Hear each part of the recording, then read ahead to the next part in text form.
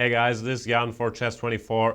Today I want to take a look at the game between Vasily Ivanchuk and Ivanchuk-Vachier Lagrave, played in the fourth round of the Wijk Super Tournament, the Tata Steel Masters. I got some requests to cover more games of Ivanchuk because he's been doing very well in this tournament. Before the game, he led the field with 2.5 out of 3, coming fresh of a crushing victory against Luke Van Vele. Here we got a picture, Ivanchuk very focused, while his opponent is walking around in the white shirt. A lot of guys don't like to stay on the board, at the board all the time when it's not their move. MVL, certainly one of those. So let's jump right into the game. Ivanchuk plays 1e4, and MVL is one of the few players out there who plays c5 pretty much exclusively and hardly ever goes 1e5. Of course, c5 is a good move. It's still a bit surprising for a top player to rely on the Najdorf, which is what MVL does here, to such an extent. He's played it a lot and with good results, of course, is a huge expert, and he seems to like double-edged positions with counterplay and complications more than the slightly duller positions that arise after 1e5. a6, of course, also the favorite of Fischer and Kasparov, never really gone out of fashion. And it's not so clear what White's main line against this is nowadays. Bishop g5 we see quite a bit. f3 is seen quite a bit. Bishop e2 once in a while. What used to be the main line, the move bishop e3, is the move played by Ivanchuk in the game. This was the heat of fashion like 10, 20 years ago, often with the idea of following up with f3, queen d2, long castles, g4, so-called English attack. However, in recent times this has become less popular because of Black's reply, the very concrete knight to g4.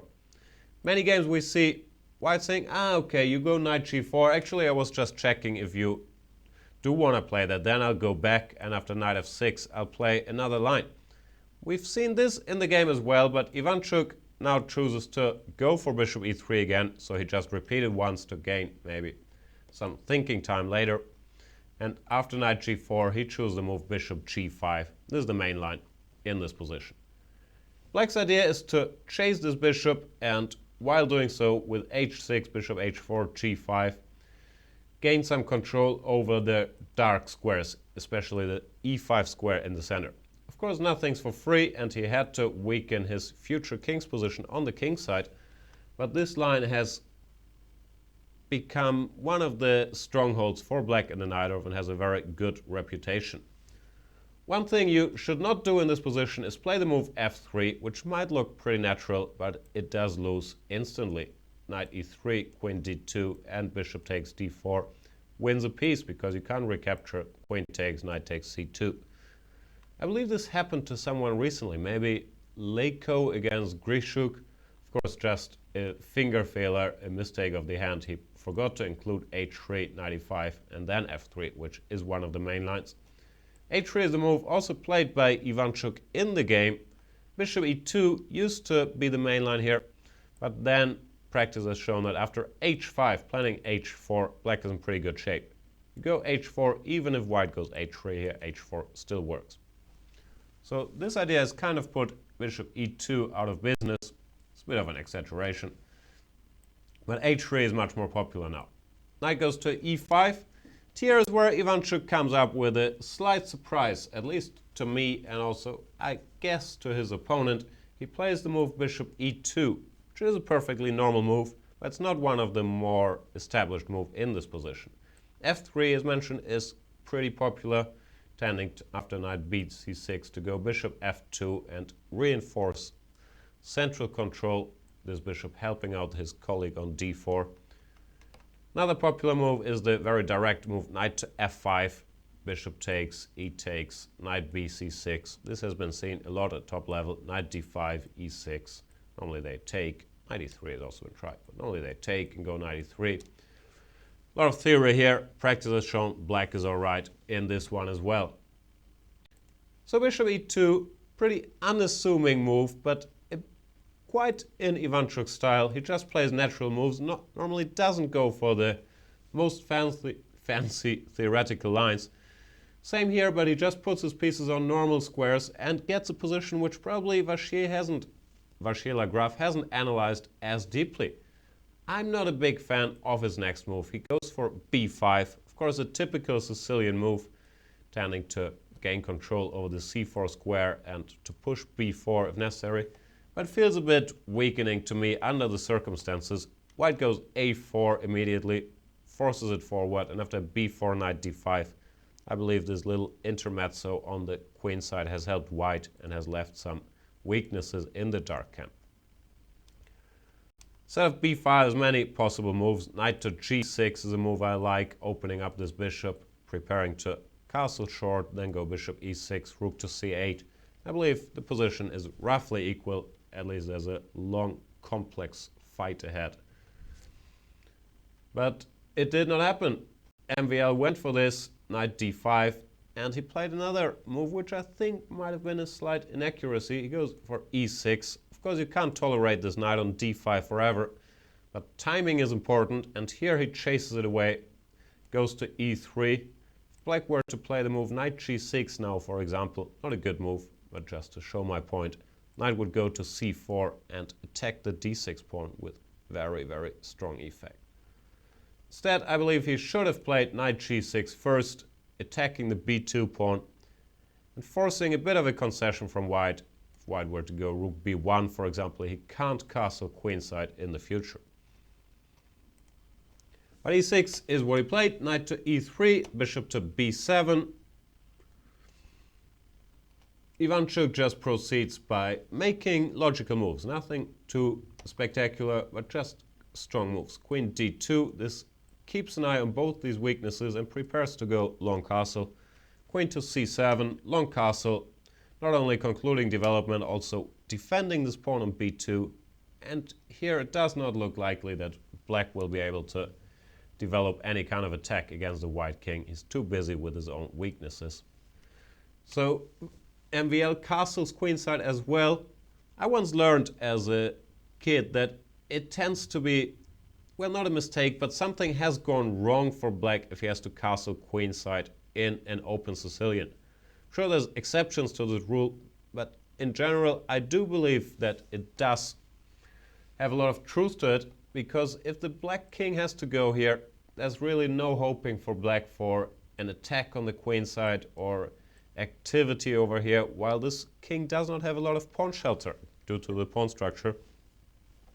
So you could argue that rook d8 was the smaller evil. I'm not sure about that.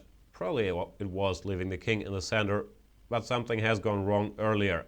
I believe b5 and e6 being the main culprits. King b1, once again, quiet solid play. They call it long castles because you do need another move to bring your king into safety. King to b1, king to b8, same here.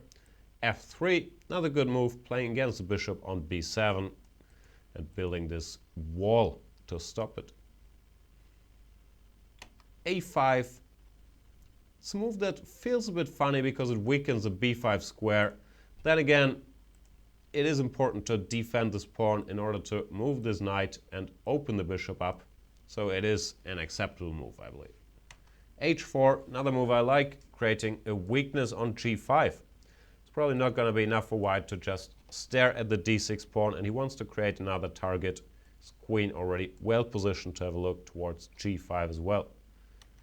Knight to a7, covering the b5 square and dreaming of d5 in the future. However, as long as his bishop is on g3 in this diagonal, d5 will probably remain a dream. Knight to d4, also quite logical. Now that this knight has vacated this square, there's no reason for white not to return and activate his knight, which is what he does. Knight goes back to g6, at least activating this bishop and maybe planning to go bishop e5, including it into the defense of this diagonal. H takes g was planned, h takes g, rook takes h8, bishop takes, of course the rook has to stay where it is, covering d6, bishop takes h8. This is a bit of a key moment. Ivanchuk keeps doing what he's been doing all game, and which has worked well, which is just quiet maneuvering, slowly improving his pieces, bishop to c4, intending to go bishop b3, and then maybe knight to c4, while also introducing some ideas of bishop takes e6, followed by knight takes e6, which could very well be dangerous at the right point. Instead, knight c4 was pointed out by Ivanchuk as probably stronger after the game. Is also the favorite move of the computer. Ivanchuk didn't go for it because of knight to f4. There was some discussion about the line like bishop takes, g takes, knight b3, knight c6, queen takes f4. White won a pawn, black has the two bishops and still some chances to stay in the game. But there's no doubt that white is seriously better here as well. Said bishop c4 was the choice of the Ukrainian. Knight to f4. And here is a funny incident which he reported. He picked up his bishop on c4, planning to put it on b3, but then he realized that after bishop b3, black has the option of going bishop takes d4, queen takes d4, and knight to e2. First side looks winning, attacking the queen on d4 and the bishop on g3. Bishop takes d6 doesn't help because of knight takes d4, bishop c7, king c7, just winning for black. But instead, white is a bit, well, lucky, or he has a tactic that works in this position. He has queen takes d6, which wins on the spot. Check it for yourself, rook d6, bishop d6, and all of a sudden it's white who picks up material. So, small little scare there for Ivanchuk, but he did see everything and could put his bishop on b3 without worrying. Queen to c5 was played. I'm not sure about that move either, but it's always tough to give good advice in difficult positions. Queen could be a bit exposed later on this diagonal. Knight to c4, now the time is right, and d5. D5 is what he should have played. It's not what he did play. d5 is the move black should have played. Getting rid of this weakness and chasing this knight away. Of course, it looks a bit scary because you're opening this diagonal, but things wouldn't have been that clear yet. Best white move is probably the slightly surprising knight to e2, using this pin on the d file and, of course, this pin of the f4 knight to improve his position. Black has nothing better than e5, and Ivanchuk himself, he pointed out the positional way to play here, knight to e3, d4, knight to f5, with an edge for white, but the game is not over yet. White is better, he can reshift this knight, this bishop is strong, black bishop is a bit out of the game. Actually, all the black pieces are a little worse than white's, except for the f4 knight. But the game wouldn't have been over by any stretch. Instead, MVL chose the move bishop a6, which looks natural enough. He's hitting this knight, which just arrived to c4. But that allows a very strong, nice little tactic, which Ivanchuk in great form spots without big problems. He starts with the move bishop to f2, eyeing this diagonal, ignoring that the knight on c4 is hanging.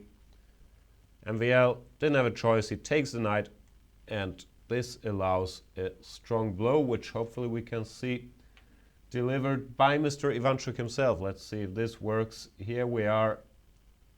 Now this is already the resign scene. MVL did resign because of the blow delivered by Ivanchuk a second earlier. Let's see. No, he's not gonna do it for us. So I'm gonna have to put it on the board. He went for the move knight to b5. And the game ended. French world-class player decided to resign here instantly, and we have to figure out why. First of all, there is an attack on the queen, and should the queen move, white will win his piece back. Let's say queen to c6. There is bishop takes a7 check, king to a8 or king to c8, say a8. Bishop takes c4, queen takes c4. Material is still equal, but here white has the crushing move, bishop to b6. We see once again why this combination of the king on the queen side is often not a happy one in the open Sicilian. These pawns are now dropping. The black position is hopeless. Rook to d7, for example. Just bishop takes a5, b4 is gonna fall, d6 is probably gonna fall. Wasn't too early to resign, but the public was surely a bit confused why knight b5 ended the game when it looked like black was a piece up. So there's no way out. Queen e5 is even worse actually because of bishop a7, king somewhere, bishop to d4. And all of a sudden this queen is trapped in the middle of the board. So there was nothing MVL could do. Ivanchuk scores another win and moves to 3.5 out of 4 and the sole lead in the tournament. Very impressive performance. Today was one of those games where it's kind of hard to say, oh, this was a spectacular move, this was great. It was just solid, good play all along. He outplayed his opponent, he maneuvered better, posed some problems out of the opening. I was skeptical about both b4 and e6. And a very effortless looking performance by Ivanchuk, which was then crowned in the end with this nice little combination, bishop a6, bishop to f2, bishop c4, knight b5. Game over. Vasily Ivanchuk looks in great shape, and the whole chess world knows if Ivanchuk is in shape, you better watch out. He's capable of anything. Let's see how it goes in the rest of this tournament. There's still 9 rounds to go, and there is quite some other sharks in the field. Magnus Carlsen, Fabiano Caruana, Wesley So, Levan Aronian. Stay tuned. Thank you for watching this video, and I'll see you on this channel or on Chess24 watching the Tata Steel Masters soon.